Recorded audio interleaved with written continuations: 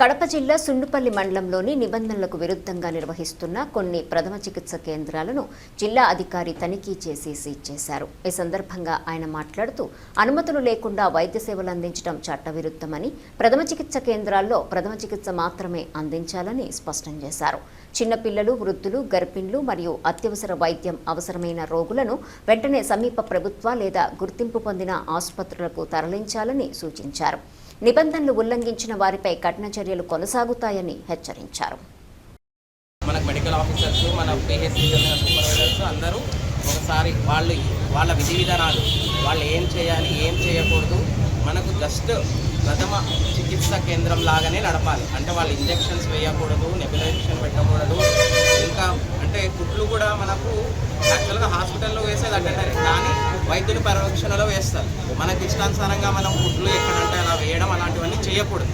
Plus ఆ కుట్లు వేయడానికి వాడే మత్తు ఇంజెక్షన్ కూడా మనము వాడకూడదు. ఎందుకంటే ఆ డోజ్ ఎంత వేయాలి, ఎక్కడ వేయాలి అనేది కూడా ఉంటాయి. కానీ అలాంటివన్నీ మనకు వైలేట్ చేయడం వల్ల మనం సీజ్ చేయాల్సి వచ్చింది ఈరోజు. కాబట్టి ఈ రెండు ఇక్కడ కూడా కానివ్వండి, మన పక్కనే ఇంకో ప్రథమ చికిత్సా కేంద్రం, అక్కడ ఈవెన్ మనకు ప్రిస్క్రిప్షన్ ప్యాడ్ కూడా రాయకూడదు. ఏదైనా ఉన్నా సరే ప్రథమ చికిత్సా కేంద్రం, ఏదైనా గాయం తగలొచ్చాడు క్లీన్ చేసి వెంటనే మంచి పెద్ద ఆసుపత్రికి పంపించాలి వెంటనే.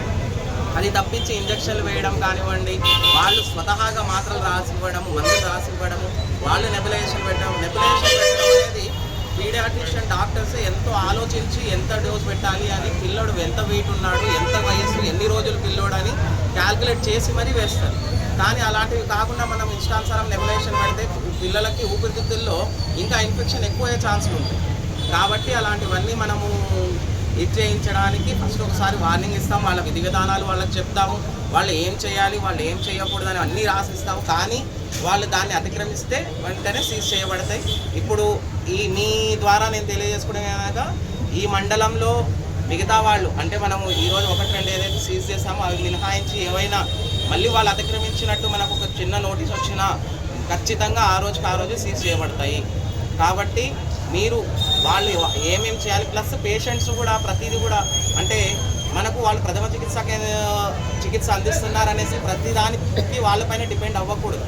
ఎందుకంటే మనకు ఒక రోగిని ఒక ట్యాబ్లెట్ ఇచ్చేటప్పుడు ఇంకో ట్యాబ్లెట్ ఇవ్వగలుగుతామా లేదా, వాళ్ళకి ఏమైనా కాంట్రాఇండికేషన్స్ ఉన్నాయా, వాళ్ళకి ఏమైనా ఇబ్బందులు ఉంటాయా. ఎందుకంటే కొంతమంది కిడ్నీ రోగులు ఉంటారు, వాళ్ళకు కొన్ని ట్యాబ్లెట్స్ ఇవ్వచ్చు, వాళ్ళకు కొన్ని ఇవ్వకూడదు. కొంతమంది లివర్ బాధితులు ఉంటారు, వాళ్ళు కొన్ని ఇవ్వచ్చు, కొన్ని ఇవ్వకూడదు.